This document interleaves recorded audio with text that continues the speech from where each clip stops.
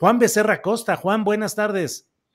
¿Qué pasó, Julio? Muy buenas tardes, qué gusto saludarte. ¿Cómo estás, Arturo? También qué gusto saludarte y a todos los que nos hacen el favor de acompañarnos, por supuesto, Adriana, un saludo. ¿Qué tal este miércoles, Julio? Ya parece que el fervor mundialista ya pasó con la selección, ¿verdad? Sí, bueno, pues con la selección ya se acabó. Ayer lo movido fue en el terreno de este partido entre Marruecos y España, que tiene además ecos geopolíticos importantes.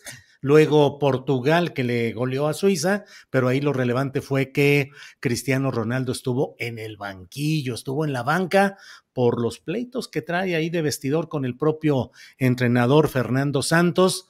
Y Oye, bueno, a ¿viste pesar lo que de... dijeron en Marruecos del ¿Qué dijeron? triunfo a España? Dijeron, nuestros hombres supieron defender como hombres, así repitieron, nuestros hombres supieron defender como hombres lo que Ahmed lloró como mujer en referencia a la pérdida del territorio hace Sí, 600 años. ¿Te sí, acuerdas sí, que así sí. le reclamó su madre Sí, cuando perdió Granada? No llores como mujer lo que no puedes como defender como hombre, en un lenguaje que hoy estaría de lo más fuera de lo así correcto. es. Y el partido Vox, el partido de ultraderecha español, atizando el asunto, creo que el hashtag fue aticen al Moro o alguna cosa así, y señalando que además lo que se jugaba no era solo un partido, sino algo más. En fin, muchos temas por ahí. Arturo Cano, buenas tardes. Buenas tardes, Julio, Juan, ¿cómo están? Gracias a todo el equipo y gracias a todas las personas que nos acompañan. Pues sí, fue mucho más que un partido, sobre todo con esa imagen final de la selección marroquí con la bandera de Palestina, ¿no? Es, Cuántas digamos, cosas. las lecturas políticas múltiples que nos da el Mundial de Fútbol finalmente, ¿no? Sí, Y hoy aprovecho. tenemos un montón de temas, como dijo Vox, a por ellos. A por ellos, a por ellos. ¿Con cuál quieres empezar, Arturo Cano? Con lo que desees, por favor, pon tema y aquí nos acomodamos. Pues si quieren nos arrancamos con el tema del día, que es el tema de la reforma electoral, ¿no? Pues no hubo plan A, ya eso estaba muy cantado. El mismo presidente de la República había dicho que no había posibilidades de que transitara la propuesta original porque no había la mayoría constitucional en la Cámara de Diputados y se comenzó a hablar entonces de un plan B.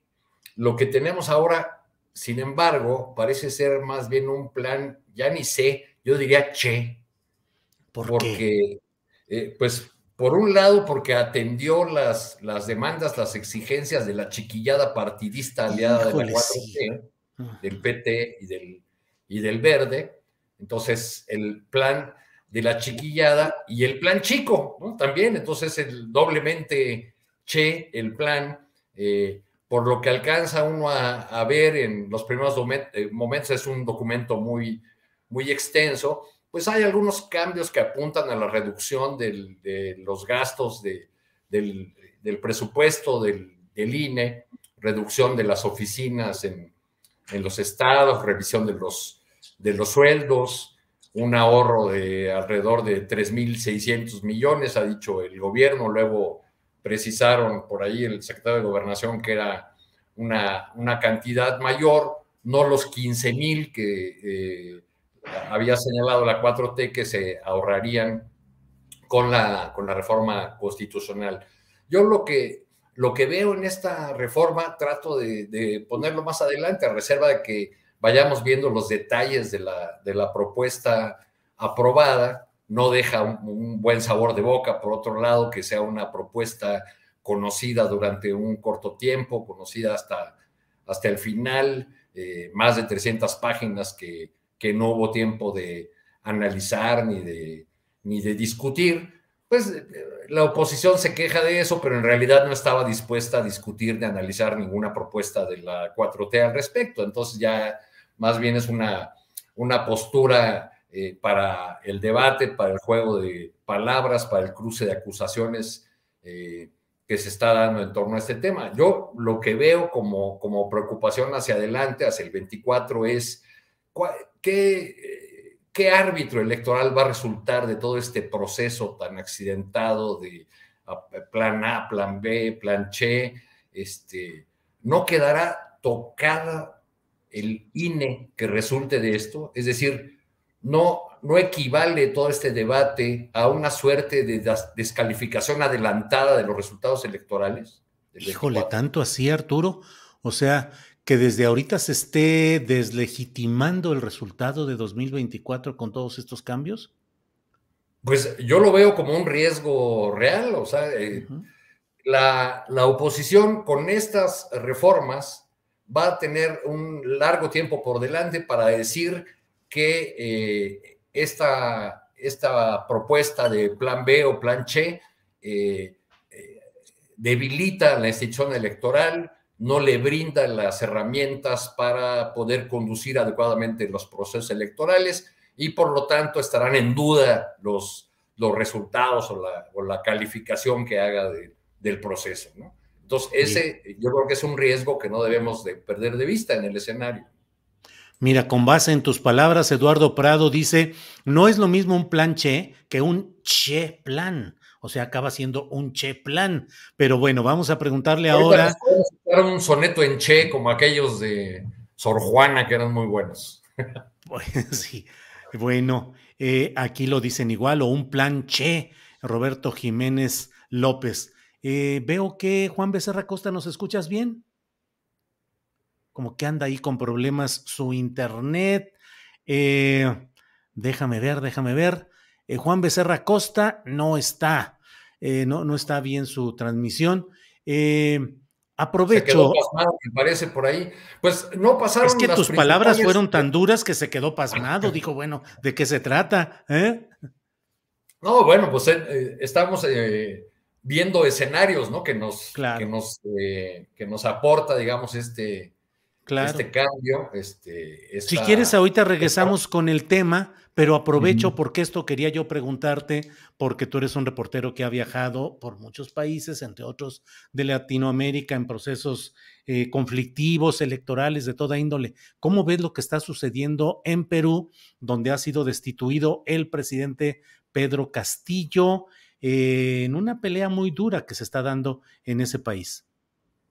Bueno, pues es un resultado de dos fenómenos. Primero, de la decisión de un sector político peruano de impedir a toda costa que Pedro Castillo fuese el presidente. Es decir, aunque ganó la elección contra Keiko Fujimori con un margen estrecho, pues prácticamente no tuvo ni un solo día para poder gobernar, porque siempre estuvo bajo fuego de la oposición, bajo la decisión de distintos actores y factores de poder en el Perú de que había que descarrilar su gobierno y había que sacarlo con este proceso que ahora se ha dado por llamar con esa palabra en inglés el lawfare, o la guerra jurídica, la guerra judicial. Nosotros diríamos en castizo, pues con chicanadas, con argucias legales, pero también es resultado, por otro lado, de un país que ha tenido una crisis política ya pues largamente añejada y no resuelta, ¿no? Que ha tenido varios presidentes en pocos años, que viene con una gran conflictividad político-social ya pues ya muy marcada y pues en la última jugada del presidente Pedro Castillo no resultó, que fue plantear la disolución del Congreso, el establecimiento del estado de excepción, pues al parecer no tuvo el respaldo de las Fuerzas Armadas, fue detenido. Me llama la atención Ahí está la imagen en la que lo vemos. Ahí es el personaje con la chamarra azul sentado en ese sofá. Ese es Pedro Castillo. Perdón, Arturo.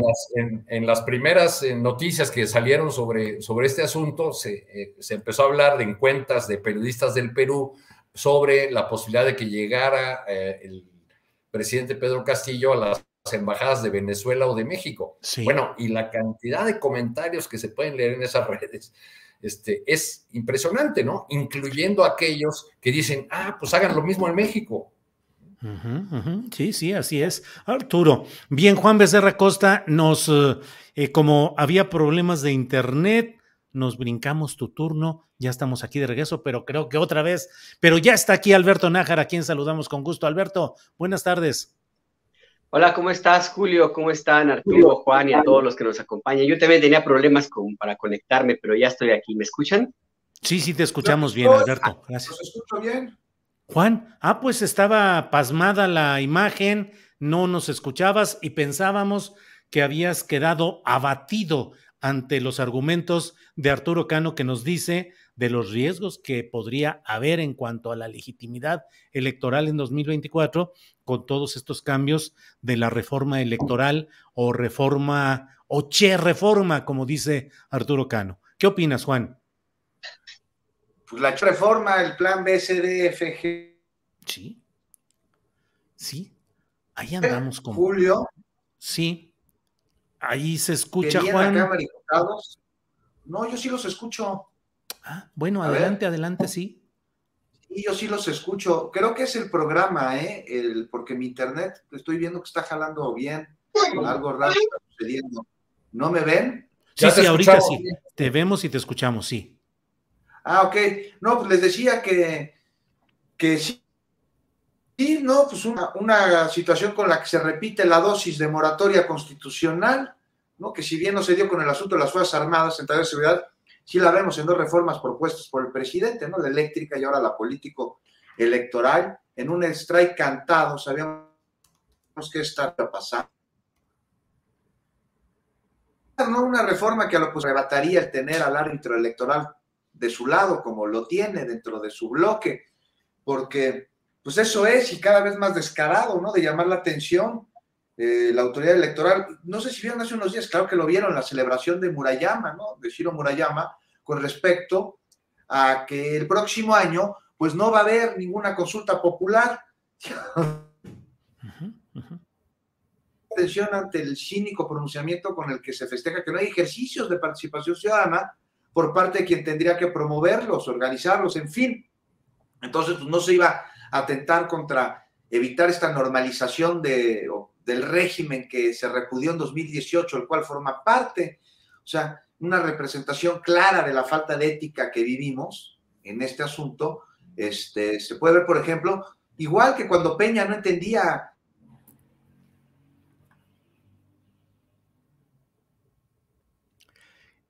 Juan, no se escucha. Para él era normal que hicieran estas cosas. No me chingues, a ver. Juan, se escucha desde otra cosa. Sí, vamos a cortar esto y vamos a reanudar y en dado caso a lo mejor solo por audio, pero bueno, ahorita vemos, Juan, porque se está entrecortando y no entendemos la continuidad.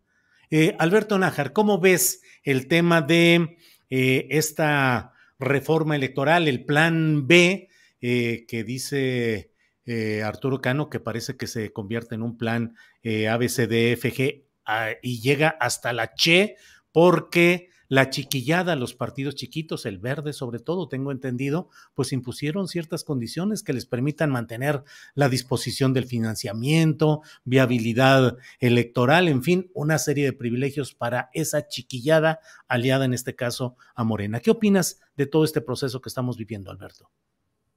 Mira, a mí me parece que efectivamente eso ya estaba muy cantado. Me sorprenden algunas de las disposiciones que se establecieron en este plan B, como estos privilegios que se le dejan a los partidos chiquitos. Entiendo que la posibilidad de que puedan conservar su registro haciendo alguna serie de maniobras para que se les cuenten los votos en distintas elecciones. Entiendo también que habría quedado también el tema de padrón, que estaría manejado por la Secretaría de Gobernación, y la disposición que se hizo de establecer básicamente que el INE en sus órganos locales trabaje solamente cuando haya comicios, que se reduce muchísimo el presupuesto para capacitación, por ejemplo, y para el funcionamiento de las oficinas del Instituto Nacional Electoral. A mí me parece que este planteamiento, si bien era necesario que se reformara el sistema electoral y también que se metiera mano al Instituto Nacional Electoral, no estoy muy seguro que la forma como se aprobó el día de ayer sea totalmente la más adecuada, porque se están estableciendo algunas atribuciones y algunos elementos que requieren de una reforma a la Constitución, que puede haber ahí una especie de controversia, y ya está cantadísimo que la oposición y algunas otras, inclusive organizaciones civiles, van a impugnar ante la Suprema Corte de Justicia de la Nación. Más allá de eso, a mí no me acaba de convencer pues que se haya tomado esta reforma electoral ahora mismo, porque si el tema que inició, que desató todo este debate, es el papel muy protagónico en favor de la oposición que tuvieron algunos consejeros, entre ellos Ciro Murayama y Lorenzo Córdoba, pues al final del día ellos ya se iban, y Morena y el presidente de la República tenía posibilidades de elegir a consejeros que fueran menos cargados hacia una parte de los contendientes en los comicios que vendrían en adelante. Y lo que se hizo ahora mismo me parece que solamente mete un ruido que no sé si sea necesario que se presente en este momento. Sí hay que cambiar las reglas de operación del sistema político electoral. No sé si manteniendo privilegios para partidos chiquitos que se han comportado como rémoras y que en algunos momentos han sido perjudiciales para la democracia mexicana, es el caso del Partido Verde. No sé si sea esta la mejor forma de tener la reforma política que requiere el país. Al final del día lo que abre es una nueva controversia y se incrementa el tiempo en que haya un debate político en México, porque evidentemente la Suprema Corte va a tener que tomar decisiones y tendrá que hacerlo pronto, antes de los comicios del Estado de México y de Coahuila, y por supuesto la elección presidencial. Se abre una puerta importante para que, con base en lo que ocurre, por ejemplo, ayer en Argentina con la vicepresidenta Cristina Fernández de Kirchner, y hoy mismo, hace un ratito, con el presidente Pedro Castillo, se abre una puerta importante para que organismos internacionales como la OEA de Almagro y la derecha, que como ya vemos está muy activa en América Latina, pues quiera meter las narices en México y tenga como pretexto un sistema electoral con estas vicisitudes. Entonces, yo insisto, yo creo que no era necesario, se podían haber esperado, tienen todo para ganar la elección en 2024 y a partir de ese momento hacer los cambios necesarios, pero ahorita yo creo que habría que revisar si la ganancia que se puede llegar a tener no se pierde por más ruido innecesario en la elección que viene del Estado de México, Coahuila, y la presidencial, por supuesto, Julio. Bien, Alberto. Juan, esperemos que ahora sí ya esté funcionando. Juan Becerra Costa, ¿nos escuchas? Sí, ¿cómo ves un conteo del 1 al 10? 9, 8, 7, ¿sí? Viene. No, se ve bien. Si hay algo, tú nos estás viendo si hay algo, yo te hago una señal de que no se escucha, o bueno, ya veremos. Adelante, Juan, con tu análisis sobre esta reforma chiquita, acotada, la reforma Plan B, Plan Che. ¿Cómo lo ves? Pues que no trae realmente cambios constitucionales, representa un ahorro menor a lo planteado en la reforma que no se aprobó. Sí aclarar que el padrón no queda en manos de la Secretaría de Gobernación, es el INE quien lo maneja. Es el INE quien lo maneja. De que los consejeros y magistrados sean electos de manera popular. Y bueno, hay uno de los puntos que era imposible pensar que se diera, lo de las prerrogativas, ¿no? Ya parece que los partidos políticos, que han sido un negocio antes que otra cosa, iban a estar de acuerdo en que se les diera menos lana. Y bueno, pues, ¿qué plantea esta reforma? Se van trabajadores, unos, algo que se ha utilizado como eufemismo para referirnos a los aviadores. Sí. Del mundo, no sé. Molina. Y de último momento, mucha atención, no sé qué opinen, qué vieron con las enmiendas que permitieron a los partidos chiquitos, a los mini partidos, tener facilidades para mantener sus registros, lana el gobierno, y además, de lo que no se gasten de su presupuesto van a poder ahorrarlo, es decir, no tienen que ejercer. Sí, no tienen por qué ejercerlo por completo, sino que lo pueden mantener. No, o sea, implica más vida al Partido Verde, por ejemplo, cosa que me parece que a nadie conviene, más que ellos. O sea, dirán que a Morena, sí, pero esto ahorita, en el plazo inmediato, porque cría cuervos que te sacarán los ojos. y el Partido Verde es una organización cabaretera que así vende su amor al mejor postor, nadie lo duda, usa al ser usado. Y bueno, si se gana con el plan B algo, se rescata un poquito de lo que no pasó. Juan, tanto Alberto como Arturo están haciendo una observación.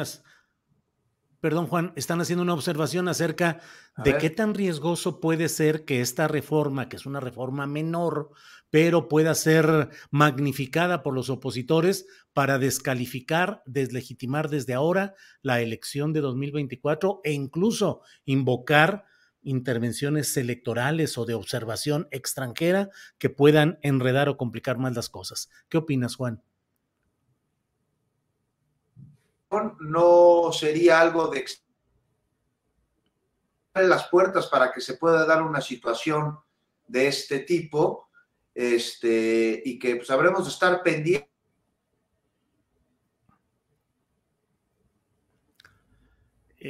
Juan, no me oyen, Juan, ¿verdad? No, por desgracia, no. Se entrecorta mucho. Vamos a ver si solo con audio, sin imagen, podemos mejorar esto, porque sí, nos estamos privando de la continuidad de tu plática, Juan. Vamos a tratar de arreglarlo ahí, lo que suceda. Bien, porque de repente se oye y se ve bien, pero eso dura segundos nada más. Disculpas, por favor, a la audiencia y sobre todo, y en especial también al propio compañero Juan Becerra Acosta. Bueno, vamos a ver algunos otros temas que están por aquí también pendientes y que conviene que le demos una revisada. Arturo Cano, dentro de lo que estamos viendo, hoy el presidente de la República ha dicho que él vería adecuado que haya un debate entre los precandidatos de su partido, que es Morena. Ya lo han planteado tanto el propio Marcelo Ebrard, lo ha planteado o lo ha aceptado Claudia Sheinbaum, el secretario de Gobernación que estaba en la reunión, pues el propio presidente le dijo, ¿verdad que sí, estaría bien si aceptas? Él dijo, sí, de acuerdo. ¿Cómo verías ese tema de los debates, que incluso supongo que podrían incorporar más adelante al propio Gerardo Fernández Noroña y al propio Ricardo Monreal? ¿Qué opinas, Arturo? Bueno, pues que ya que nos adelantaron tanto las campañas, pues sería bueno escucharlos en un evento así, en un debate, porque quizá podría ayudar a que se clarificaran muchos puntos que están en la discusión pública, especialmente entre los simpatizantes y seguidores de Morena. Y quizá el eje fundamental o uno de los ejes fundamentales de un debate eventual entre los presidenciables de Morena tendría que ser escuchar cuál de ellos es el que ofrece garantizar la continuidad de la 4T y cómo lo argumenta, ¿no? y por qué piensa que el resto de sus compañeros o el resto de los mencionados no representan esa continuidad o la continuidad con el apego a los principios y al estilo personal del líder indiscutible del movimiento que llegó a la presidencia en 2018. Bueno, pero todo esto me parece parte de este asunto que fue adelantar tanto el inicio o el arranque del proceso de selección o de definición de candidata o candidato de Morena, que es un proceso que al mismo tiempo metió a la oposición en dificultades, porque es la hora que la oposición no puede tener 3 o 4 perfiles con cierta fuerza para oponerlos a los perfiles oficiales, ¿no? Ya, ¿cuántos había en la última lista que mencionó el presidente de la República? Ya eran más de 50, creo, ¿no? O algo así, de los que ya se habían apuntado desde el lado opositor. Sí, bien, Arturo. Vamos a ver si Juan Becerra ya está. Juan, si nos escuchas, Juan Becerra. Sí, ya hice aquí una serie de cosas, desactivé el módem, lo volví a conectar a ver si funciona, si tenemos mejor señal. Y lamentablemente no me puedo conectar por el teléfono porque aquí tampoco hay señal aérea. Es muy malo, tiene que ser por el Wi-Fi, pero espero que ya se haya resuelto. ¿Me oyen Pues bien? ahorita vas fluidito y sin ninguna interrupción, así es que agarra caminito, aviéntate unos 20 minutos, nosotros aquí esperamos en compensación de lo que no has hablado. Juan, por favor, nos decías pues algunas observaciones sobre este plan B y yo te preguntaba qué tanto creías que podría darse una deslegitimación temprana del proceso del 2024 o abrir la puerta a impugnaciones que puedan ser magnificadas hasta a nivel internacional. Juan. De que se va a intentar rápidamente, si quieres, ya para pasarle otro tema. No, dale, sí, pero tienes todo el campo y tabla. Sí, se va a intentar por parte de la oposición acomodar un lugar de legitimizar el proceso electoral de 2024 y también se va a buscar a través de lo que pueda llegar a representar estos cambios no constitucionales, pero sí de leyes secundarias, con respecto a reformas en materia electorales. A mí me preocupa más la actuación de los consejeros electorales y de las personas que tienen secuestrado al INE, porque sí el INE necesita ser salvado, pero de quienes tienen secuestradas sus funciones en este proceso electoral. Ya vimos lo que le sucedió, por ejemplo, en días recientes a la jefa de gobierno con esta resolución totalmente desproporcionada por parte del INE, que si quieres hablamos de ello un poquito más adelante, pero muestra de herramientas y artilugios totalmente antidemocráticos de un instituto encargado de procurar la democracia en nuestro país, que claramente está jugando para el lado opositor, que claramente está representando los intereses del opositor, y si no, no entiendo cómo es que Ciro Murayama celebra que el próximo año no va a haber ejercicios de participación ciudadana, que no va a haber consultas populares. Imagínate, ellos están encargados de que existan este tipo de herramientas, celebran que no lo haya, y pues el que lo celebren nos deja claramente que ni siquiera se dan cuenta que lo están haciendo mal. Ellos creen que lo están haciendo bien, así como Peña Nieto no entendía por qué estaba mal lo de la Casa Blanca, Julio. Y pues sí, un plan B ahí medio raquítico en el que se metieron intereses de partidos chiquitos, que a mí me parece que eso también no abona a la democracia, siendo que el sistema partidista tendría que blindarse para que los partidos políticos sean eso y no sean negocios. Pero ahí estuvo la cuota del Partido Verde Ecologista en la discusión de ayer, y a ver qué pasa en el Senado, donde hay más oposición que en la Cámara de Diputados, porque la oposición la tienen dentro, con Ricardo Monreal. Sí. Juan, prevés que pudiera haber allá un atorón, dada la situación cada vez más conflictuada de Ricardo Monreal en Morena? Hasta ahora, Monreal, bien o mal, ha ido sacando todas las propuestas, incluso las más recientes, a pesar de la situación de conflicto interno, pero ahora pareciera que ya las cosas están cada vez más cerradas para Monreal. Ya ha dicho hoy que va a analizar el Senado con calma el asunto y que él, en lo personal, ve algún tipo de situaciones que no tienen consonancia con la letra constitucional. ¿Crees que Monreal podría aventarse el último tiro, la última carcajada de la cumbancha y se la aventara tratando de boicotear este proceso? No lo dudaría, no lo dudaría nada, y nos lleva a la pregunta. Yo creo que esto pues, puede suceder, puede pasar, y yo creo que además ya hay un aviso, pero luego da avisos Ricardo Monreal que generalmente o finalmente no se cumplen, y nos lleva a preguntarnos sobre si Monreal decide caminar para la oposición. Y más bien la pregunta debe ir en el sentido de si se quiere ir a la otra oposición, porque el senador ya es una oposición al interior del partido y claramente un opositor al proyecto que está dentro del proyecto y que aún y que tiene elementos que le son valiosos al proyecto, y esto es el meollo del asunto. O sea, tiene una cantidad ahí de legisladores, sobre todo eso, me parece, que hace que tenga fuerza. Ahí radica buena parte de su fuerza, y parece haber dos rubicones en este caso, y uno ya se cruzó, y es el elefante en la sala. O sea, Monreal no es más alguien cercano al presidente, pero no solo eso, es lejano. Hace mucho tiempo que quedaron atrás los desayunos que semana con semana tenían él y el presidente.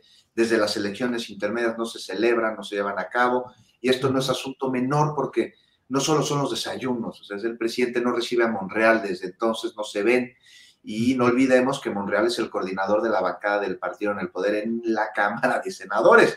Sí. Y esto no es sano, o sea, ¿cómo podría serlo? O sea, entonces ese Rubicón Ese ya lo cruzó Monreal cuando decidió operar a favor de candidatos de oposición para las alcaldías de la Ciudad de México. No hay retorno de ello. ¿Por qué será que Monreal no se va todavía? Porque yo veo déjame terminar. Veo muchos sectores de Morena que ya le quieren fuera desde hace rato y nomás no se va. Con el que quede fuera, ya de manera formal de un partido en el que parece ya no tener lugar, Morena. Pero esto no le conviene a Monreal.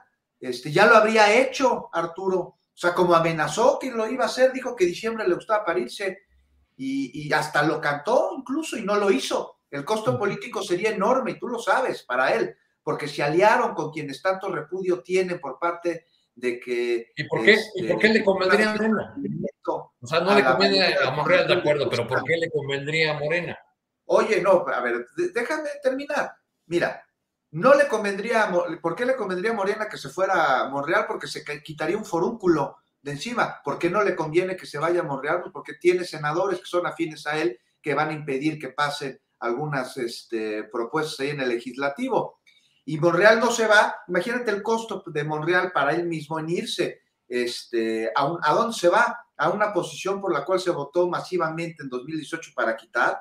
O sea, de veras va a llegar a ese nivel. Si lo convendría, ya se habría ido, porque tampoco le conviene estar de apestado adentro del partido, ¿no? Y si se va con el PRI, con el PAN o con el PRD, va a estar confirmando eso de lo que tanto se le está acusando. Y mientras el Senado lo sufre, y prueba es aquella plenaria a la que no llegaron los secretarios de último momento y el reclamo de la propia bancada a su coordinador y el cuestionamiento sobre lo que estaba haciendo para que esto sucediera. Y habremos de ver ahora bajo este panorama qué sucede con las modificaciones a leyes secundarias que se acaban de aprobar en la Cámara de Diputados cuando lleguen al Senado y a favor entonces de quién va a operar Monreal. ¿No? Y tanques de oxígeno, pues va a intentar comprar Monreal como sea, pero esos tanques se van a acabar. Y mientras aquí sigue sin estar por completo y sin irse tampoco.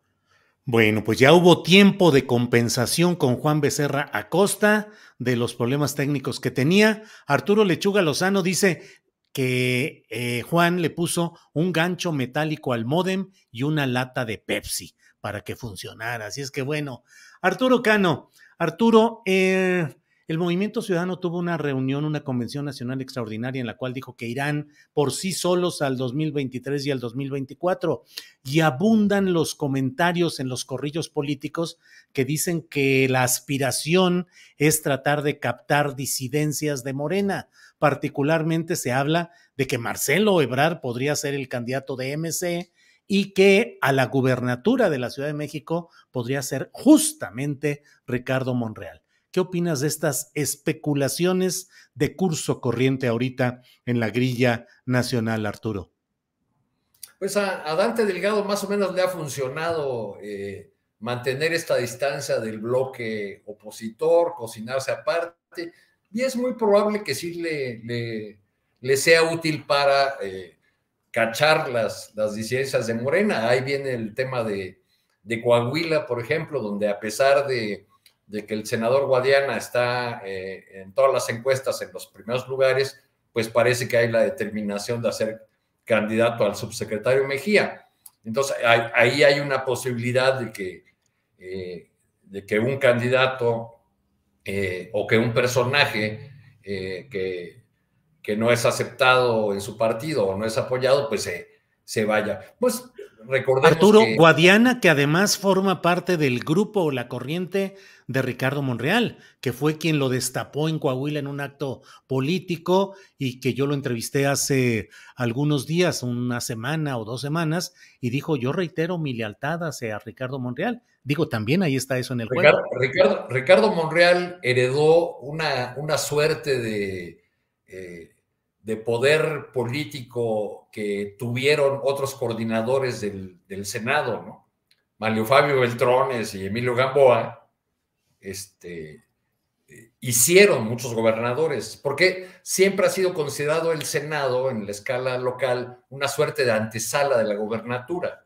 Se toma como un peldaño en el camino a la gubernatura. Entonces, es muy común que el coordinador de los senadores se convierta en un promotor de los integrantes de su bancada como los aspirantes la gubernatura. Entonces, pues ha sido más bien por esa cuestión, que porque fueran originalmente de un grupo político antes de su llegada al Senado, pero en efecto, pues hay varios gobernadores y varios de los que llegaron el año pasado que son considerados cercanos o del grupo de Monreal. Lo mismo decían, por ejemplo, de Rubén Rocha, el sinaloense, o del senador Villarreal, en fin. Pero yo creo que veremos muchos reacomodos todavía en los próximos meses y años, porque pues las candidaturas de la 4T, las candidaturas ganadoras, pues no alcanzan para todos. Y además ha habido un verdadero éxodo de militantes del PRIAN-RD hacia Morena, de gente que en el 18 no estuvo con el candidato López Obrador y que se ha ido incorporando en las contiendas locales porque ven a la 4T y a Morena como el vehículo más seguro para llegar al poder. Bien, Arturo. Alberto Nájar, ya está aquí la rebelión en el chat. Dice, le dieron la palabra a Juan por compensación, también a Arturo por su primera posición, pero a Alberto Nájar apenas le dieron chance una sola ocasión. Déjenlo hablar. Alberto Nájar, tienes todo el tiempo para hablar de lo que quieras, este tema de por qué no se va Ricardo Monreal de Morena a fin de cuentas, los coqueteos de MC, Marcelo Ebrard, en fin, tiene usted todo el tiempo que quiera, por favor, para que aquí no se arme la rebelión en el chat. Alberto. No, para nada, al contrario, muy interesante lo que plantea Juan y también Arturo y por supuesto tú, Julio, y lo que comentan en el chat. Mira, yo ahorita que escuchaba a Juan y a Arturo, me puse bueno, recordé una columna que publicó ayer justamente Jorge Cepeda Patterson en Milenio, que se llama ¿Qué hacemos con Monreal? O ¿Qué hacer con Monreal? Creo que se llama así, déjamelo. Sí, ¿qué hacemos con Monreal? Y básicamente plantea algunos temas que me parece muy interesante también traer a la conversación. Uno de ellos es que, bueno, sí, Ricardo Monreal, evidentemente que ya es, como dice Juan, un apestado, allí no solamente en el Senado, sino en Morena. El presidente López Obrador le ha mandado ya varias veces mensajes para decirle que está muy inconforme con su actuación y la manera en cómo se ha comportado en algunos temas relacionados con iniciativas presidenciales, iniciativas de ley. Pero creo que lo que más ha molestado en Palacio Nacional, y decía Jorge Cepeda Patterson, es esa idea muy peregrina, muy de Ricardo Monreal, de venderse como la última Coca-Cola en el desierto, como la única alternativa que hay, como la llave maestra de todo para destrabar todos los entuertos en la Cámara de Diputados o entuertos políticos. Y esta idea que dijo en España, de que ya conversa con Vamos México, como se llama esta coalición bizarra, para que sea su candidato. Esto lo dijo cuando todavía forma parte de Morena, y por la lectura no cayó nada bien allá en el interior de la 4T, y mucho menos en Palacio Nacional. Y yo supongo que también a esta vez a Monreal no estoy muy seguro que le haya salido la jugada que ha hecho en otras ocasiones. No hay que olvidar que en 97 también hizo básicamente lo mismo, cuando no le querían dar la candidatura al gobierno de Zacatecas por el PRI, que amenazó con irse al PRD, finalmente se fue y ganó. Esta vez no estoy muy seguro que le haya resultado, porque ya metió en aprietos, por ejemplo, a el PAN. Yo no estoy muy seguro que los panistas quieran como un candidato presidencial en 2024 a alguien que de una u otra forma está dentro todavía de la 4T y que dentro de su conversación y su carta de presentación política, Ricardo Monreal suele presumir su cercanía con el presidente López Obrador. De hecho, es uno de los argumentos que más utiliza para defenderse de los ataques dentro de Morena. Casi les dice, yo soy más amigo que ustedes de Andrés Manuel. Bueno, pues esa carta de presentación, yo no estoy muy seguro que le caiga muy bien a los panistas, que ya de por sí traen un problema gravísimo, que tienen que revisarse acá un poquito porque están muy metidos en el odio. Entonces, no estoy muy seguro que quieran como candidato a alguien que se presume amigo de Andrés Manuel. Y en el PRI tampoco estoy muy cierto de que les interese postular a Ricardo Monreal. no porque no les caiga bien, pues finalmente tienen el mismo origen, sino porque en lo que queda de ese partido ya hay una competencia muy seria por presentarse como candidata o candidato a la presidencia, no porque puedan ganar, sino porque la que sea postulada o el que sea presentado como candidato del PRI, pues tiene más posibilidades de negociar y obtener ganancias más importantes que las que tendría siendo un militante común y corriente. Y pues no les caería nada bien que alguien llegara a comerles el mandado, que de por sí ya está muy, muy escaso, como si fuera un kit de acarreado. Y el Movimiento Ciudadano, pues ya vimos que está Dante Delgado también ensayando su viejísima tesis de darse a ofrecer, de querer venderse caro, de decir que él puede solo y nada más para encarecer el precio y venderse con mayores recursos de los que puede haber obtenido si no hubiera hecho esa jugada. Y tampoco le conviene que esté Ricardo Monreal allí. No estoy muy seguro que Samuel García o Pablo Lemus, ni mucho menos Enrique Alfaro, quisieran que Monreal les disputara la candidatura por parte del Movimiento Ciudadano. Entonces, ahí la pregunta que hace Jorge Cepeda Patterson me parece muy pertinente. ¿Y qué hacen con Monreal? Uh-huh. Yo la verdad que no sé. Jorge Cepeda dice que a lo mejor lo que está planteando es hacer toda esta grilla para ser candidato a jefe de gobierno, y tampoco ahí cabe, porque no estoy muy seguro que a Claudia Sheinbaum le convenga tener a un enemigo ahí en la Ciudad de México, en el gobierno de la capital. Entonces sí es un brete porque tampoco lo pueden correr, porque se necesita la operación política que bien o mal sabe hacer Ricardo Monreal. Entonces, mi lectura es, yo creo que lo van a dejar ahí, que siga vegetando, haciéndole, aportando momentos y gatos de sana y solaz esparcimiento político, y hasta ahí ya supongo que más adelante se tendrá que tomar alguna determinación, ya cuando las corcholatas estén más perfiladas hacia el refrigerador. Bien, Alberto, gracias. A ver cómo le va de veras a Ricardo Monreal. Entre los abogados hay un término que se refiere a los bienes mostrencos, es decir, bienes abandonados de los cuales nadie reconoce ser el dueño, y ahí está el bien sin que nadie lo ocupe, y digamos, el predio ahí está, pero no hay quien reclame su propiedad o su manera. Mira, por lo pronto sí va a ser invitado a una cena navideña ahí con Sandra Cuevas. Nomás no sé si se quiera vestir como ella. Al estilo Liverpool, iconosito. Va a estar muy padre, va a estar muy a gusto. Muy a gusto esa cena de Navidad. Ya vimos que Sandra Cuevas, la verdad la criticaron porque salió en pijama su arbolito de Navidad. Hay tantas cosas, ¿por qué criticar a Sandra Cuevas? Porque la critican por eso. Yo no le veo nada de malo. Con sus hijos. Una más. Nada de malo, pero un bien mostrenco. Pero me dio mucha risa. Oigan, rápidamente, yo estoy viendo lo de Perú y estoy verdaderamente impresionado, y tengo una pregunta para ustedes, porque ustedes sí le saben. ¿Se acuerdan el autogolpe de Fujimora de 1992 que le salió ahí? Pero no sé, ¿creen que Castillo haya querido hacer algo similar, pero sin tener la popularidad ni el apoyo militar de Fujimori en aquel entonces? Pues está carísima la cosa allá en Perú, ¿eh?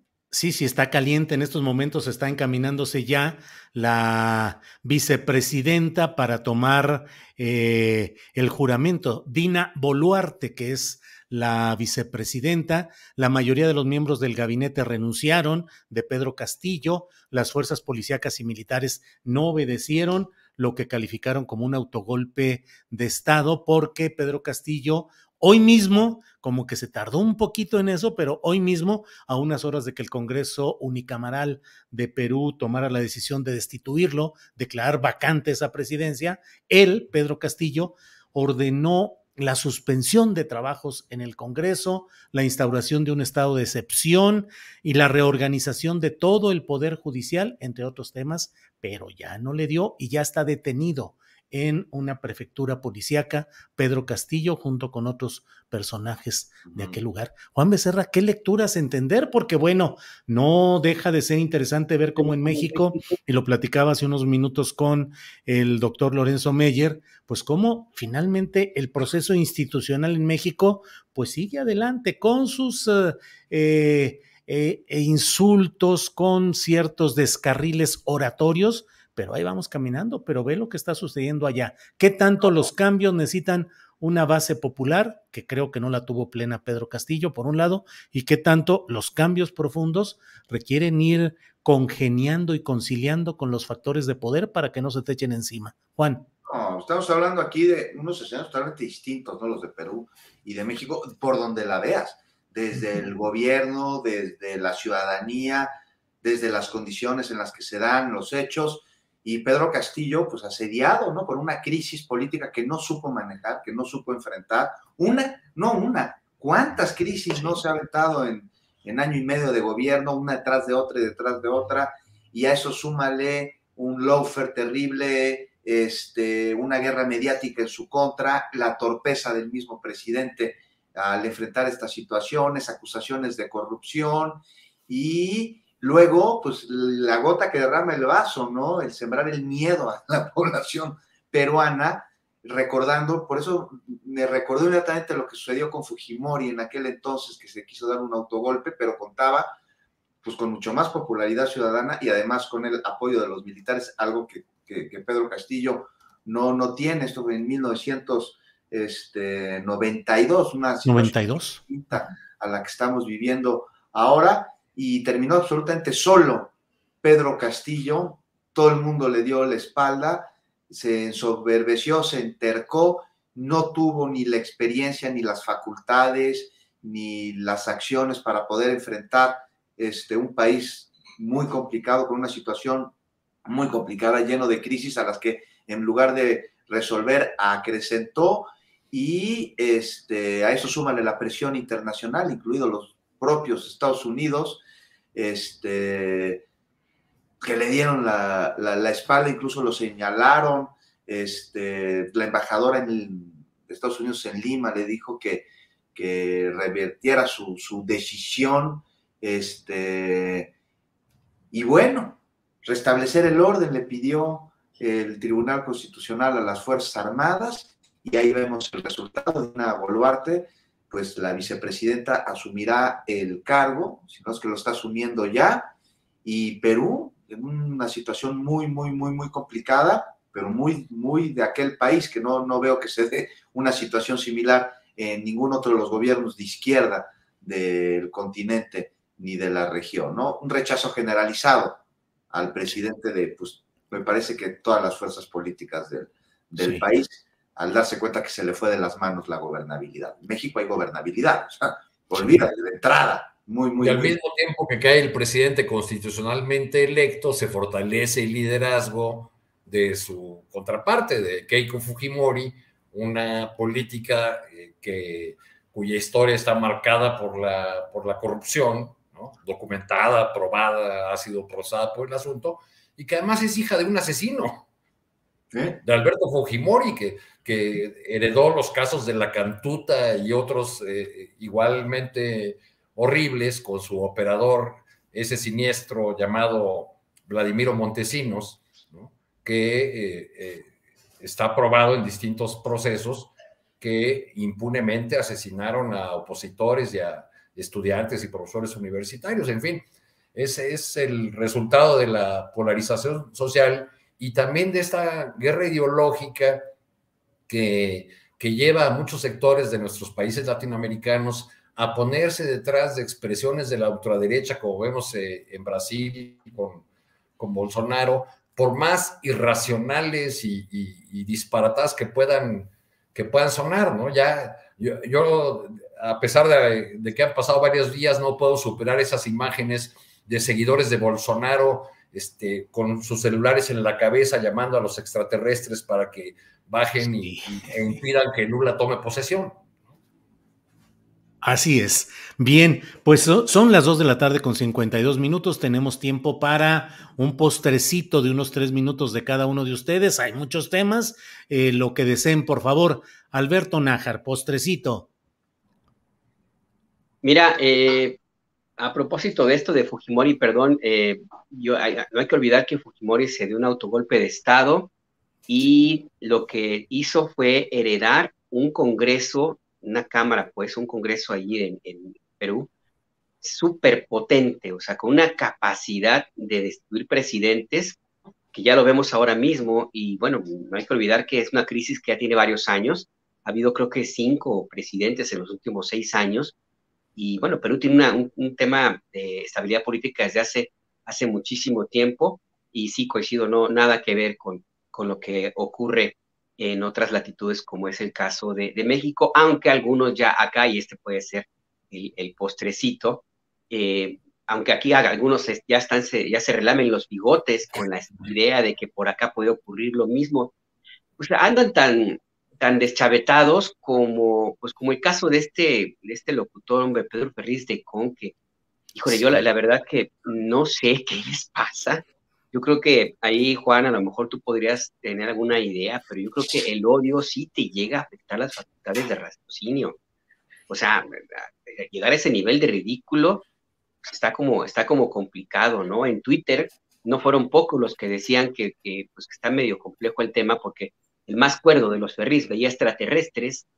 Entonces, pues tienes aquí este caso con Pedro Ferriz de Con y sus comentarios ahí totalmente fuera de lugar. No sé a qué le tira, la verdad, más allá de soltar el veneno que trae dentro. No sé a qué más le tira. Y pues eventualmente, pues ahí está, parte de estas estampas, de estas galimatías que vamos a ver, yo creo que más frecuentemente se van a multiplicar conforme se acerquen los comicios en el Estado de México, sobre todo, Julio. Sí, Alberto. Y bueno, el propio presidente de la República hoy reconoció 2 errores en la designación en la postulación de candidatos al Senado por parte de Morena. Uno de ellos, Lili Téllez, y lo traigo a colación por lo que tú dices, porque bueno, pues pareciera uno de los ejemplos depurados de ese odio concentrado y de esa capacidad estridente que puede gustarle a la audiencia de derecha y de ultraderecha. Habló el presidente de Lili Téllez y de Germán Martínez, que fue miembro del primer círculo de Calderón, presidente del Partido Acción Nacional, burlón defensor del fraude electoral de 2006, Alberto. Pues qué bueno, sí, qué bueno que el presidente reconoció que están en su cuenta esos 2 personajes, ¿no? Porque se los achacaron a todo mundo, menos al presidente, ¿no? Así es, y dice que el propio Alfonso Durazo, conciliador como es, se puso sorprendido y dijo, se la gané, dice López Obrador, y entonces invitaron como representante de la sociedad civil a Lili Téllez, pero el presidente reconoce que fue por sugerencia suya. Alberto. Pues era lógico, ¿no? Es muy difícil que dentro de Morena se postule algún candidato que no hubiera tenido la venia del entonces candidato presidencial, y ahora mismo no hay movimiento político dentro de Morena, o difícilmente lo habría sin el conocimiento preciso del presidente López Obrador. Habrá que ver también, pues, hasta dónde van a llegar en el tema de Lili Téllez, por ejemplo. El Germán Martínez, pues sí, era muy cercano a ese sujeto, a Calderón Hinojosa. Yo tampoco entiendo por qué lo pusieron allí. Él mismo hizo un ensayo ahí como de arrepentimiento, citando casi las Sagradas Escrituras para justificar su incorporación a Morena. Y en el caso de Lili Téllez, pues bueno, pues yo creo que estaría bueno que la mantengan así, que bueno que reconoce el presidente que es un error el haberla postulado, y nada, pues yo diría que la dejen ahí, que siga hablando, que siga convenciendo ahí a la gente de que ella puede ser la mejor opción de la derecha. Yo le echo porras a Lili Téllez, es más, invito a los militantes del PAN y de Va por México a que la consideren seriamente, porque puede ser una excelente alternativa para ellos, porque los pinta de cuerpo entero, así como es Lili Téllez, así son todos ellos.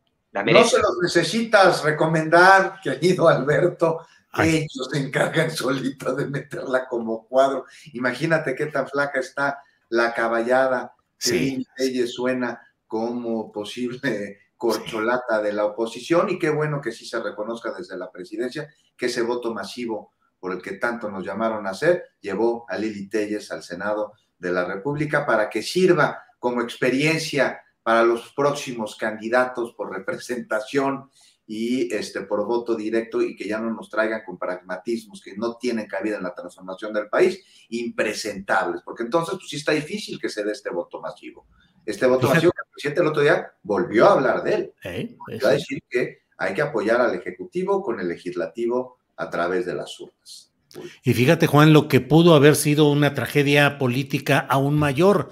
Según un artículo publicado en Reforma por el propio Germán Martínez, él narra que la primera oferta que le hicieron fue para que aceptara ser fiscal general de la República. Es decir, pudo haberse instalado en un poder del cual difícilmente lo podría haber removido el propio presidente de la República. Germán no Martínez. Estamos muy bien en ese. No. Pero híjole, Germán Martínez de fiscal general no de es la que República. digamos, uy. Sí, no.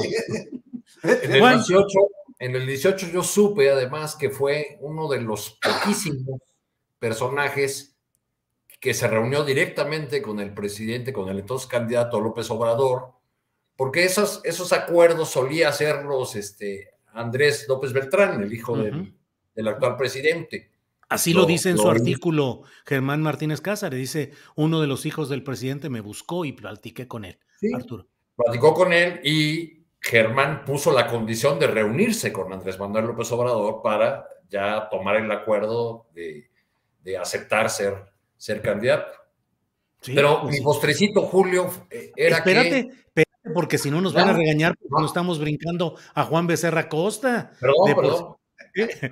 Juan Becerra Costa, postrecito, por favor. Postrecito rapidísimo, ¿no? También estábamos hablando de Perú, también señalar lo que está sucediendo en Argentina, que sirva como punto de referencia en toda la región, declarada culpable sin pruebas de defraudación, en un claro ejemplo de esta guerra legal, el lawfare, que la derecha ejerce como herramienta de desestabilización política en sus intentos de golpe blando, algo que vimos con Lula, por lo que conocemos los estragos que pueden generar, así como también cómo pueden combatirse, revertirse y convertirse en una de esas en un boomerang para la derecha. Lula es ejemplo de esto. Y bueno, ya rápidamente, 51 obras viales con fondos públicos en la provincia de Santa Cruz y su adjudicación en el centro de la denuncia y sentencia que no tiene ningún tipo de prueba. Vaya, hasta donde yo sabía, a los acusados se les garantiza que son inocentes hasta que se demuestra lo contrario, lo que implica pruebas, lo contrario, no al revés. No es el acusado quien tiene que probar su inocencia, es la fiscalía quien tiene que probar su culpabilidad. Pero, ¿qué podemos esperar del fallo de un tribunal que culminó un juicio que se reabrió a pesar de que se trataba de un proceso que con los mismos cargos que están en el de ahorita fue cerrado por falta de pruebas, justo lo que no tiene el actual y además por un peritaje falso? Entonces, muy turbio el asunto. No estoy frente a un tribunal, dijo Cristina Fernández, sino frente a un pelotón de fusilamiento. Lo dijo hace unos días y tal cual. Hay una dictadura legal en Argentina y eso hay que tener cuidado. Y es una dictadura legal que busca reemplazar aquella dictadura militar fascista. Así es, frente a un estado paralelo, también lo dijo, y ante una mafia judicial.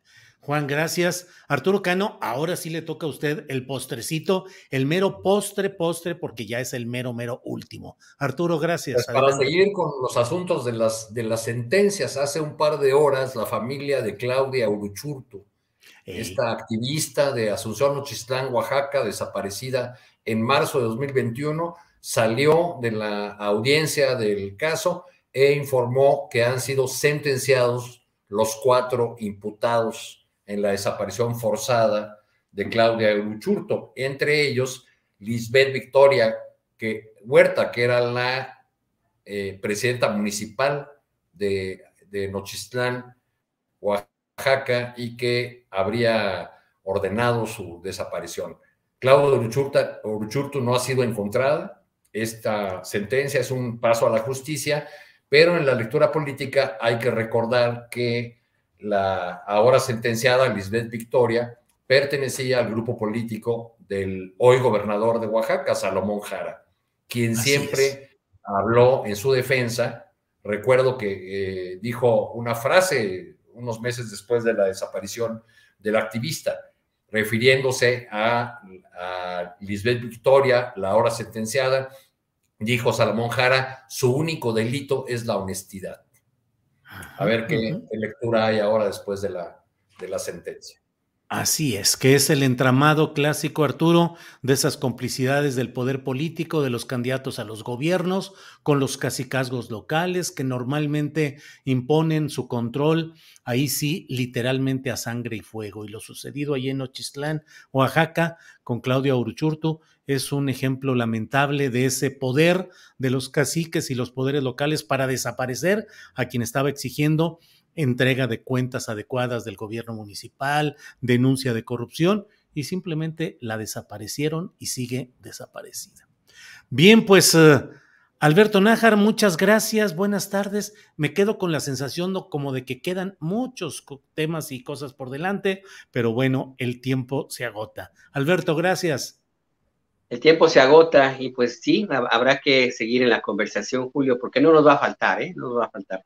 Y pues Bien, muchas gracias. Mira, Alberto, Sí. dice Ana Cruz Martínez, Nájar para coordinador de campaña de Lili Telles. Bueno, sí. ¿Qué le hiciste? ¿Qué le hiciste?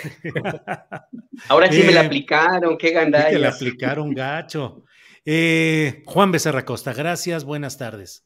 Muchas gracias, Julio. Abrazo, Arturo, Alberto, a quienes nos ven, y por supuesto, Adriana, y nos vemos la próxima semana. Prometo revisar mi conexión de internet antes. Una disculpa por las fallas.